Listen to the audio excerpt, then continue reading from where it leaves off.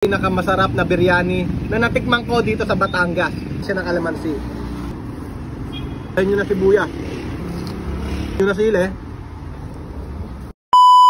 What's up mga ka-general? Habang ako ay papunta sa isang biryanihan, nagulat ako dahil dito ko lang pala sa Batangas matatagpuan ang libingan na tinaguriang The Healing Priest na si Father Suarez. Maya-maya nga lang ay malalaman nyo kung bakit ba natin nakita to. Sa matatagal na nating followers, siguro alam nyo kung saang biryani tayo kumakain. At yung mga bago naman dito sa ating page ay tuturo ko sa inyo kung saan ba talaga masarap kumain ng biryani. Dito nyo lang matatagpuan ang Henry's Pizza and Biryani House sa ELJ Building, Butong, Taal, Batangas. Kaharap na kaharap lang yan kung saan nakalibing mismo si Father Suarez. Ito na nga pala yung bagong pwesto ni Kuya Henry mga ka-general. Makikita nyo yung lugar at yung pwesto ni Kuya Henry ay napakaaliwalas. At bukod doon ay napakaluwag. Hindi katulad doon sa dati niyang pwesto, mangilan-ngilan lang yung mga kakain. Dito nga ay meron pa silang terrace. Pag natripan mo kumain dito, eh pwedeng pwede ka. Guys, ito yung biryani ni Kuya Henry, oh. Nakikita nyo. Diba, nagmamantika na. Oh. Grabe, oh. Tignan nyo naman yung kulay, oh. Yung marination is matagal siya. Kailangan maka-marinate ng matagal. Ano yung mantika, oh.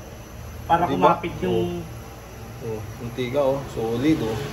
Okay guys, so para mas makatotohanan yung pagkain natin ng biryani at yung pagpunta natin dito sa biryanihan ni Kuya Henry, magsusuot tayo nung mga pang-Arabo na suot. Ayun, no. Ayun, inaayos nila Kuya Henry. Susuotin natin yung pang-Arabong damit. Okay, so para mapil naman natin yung para tayo nasa UAE, di ba? Let's go. Ang init siguro sa katawan na, no, ate. Ayan, so para maramdaman natin kung ano ba yung init sa Middle East.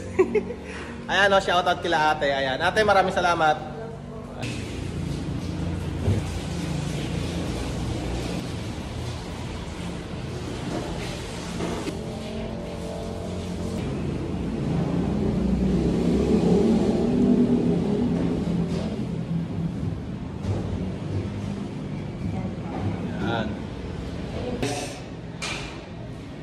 So, ganyan lang pala yan. Okay. Let's go, punta na si Kuya Henry. Hello, where's my friend Henry? This is my friend Henry. Assalamualaikum. Ayan, assalamualaikum. Ayan, this is my friend Kuya Henry. Aywa. So ayan, feeling na nasa Middle East tayo ngayon. So yun guys, kita nyo naman naka-uniform pa tayo ng pang Middle East. Ayan. So ito yung tinatawag nilang chapati o kubos. Ayan. So ito ay sinasawsaw dito. Ayan. So itong kubos na to, mga ka-general, ay sineserve nila sa'yo habang nag-aantay ka ng pagkain. Kumbaga, parang sa atin, yung iba, mani, di ba? Yun ang sineserve. Tapos ito sa kanila, kubos. So papakita ko sa inyo kung paano kinakain tong kubos. Ayan. So gaganyanin nyo lang yan. Ayan. So talagang naka-uniform tayo pang Middle East para ramdam natin na nasa Middle East talaga tayo. Tapos ito ay sawsaw mo yan dyan. Ayan. Pag sawsaw mo kakainin mo na.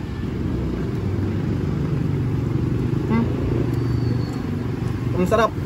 Parang ito yung parang yung sauce pa rin ng biryani. Yung pa rin yung malalasahan mo. Dilaw na dilaw, oh.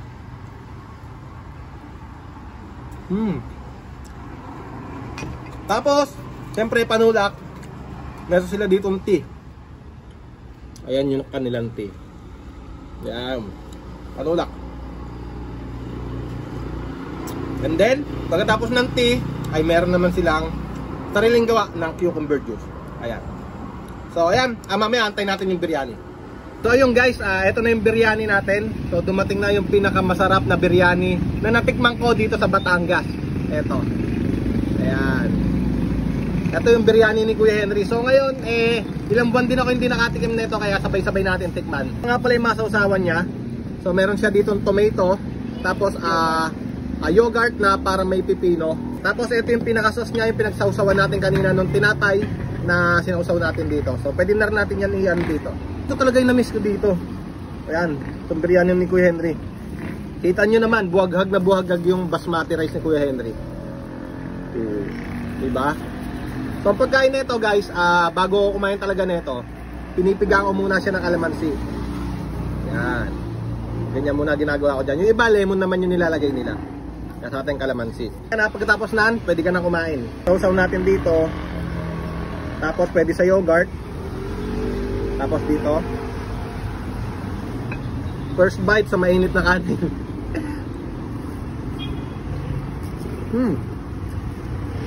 Sabayin nyo na sibuyas. Sabayin nyo na sili.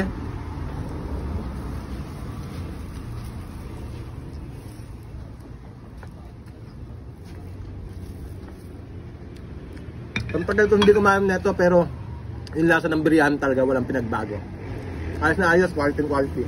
So yun lang, ini-invite ko yung lahat na pumunta dito sa biryanihan ni Kuya Henry dahil lumipat na siya ng pwesto.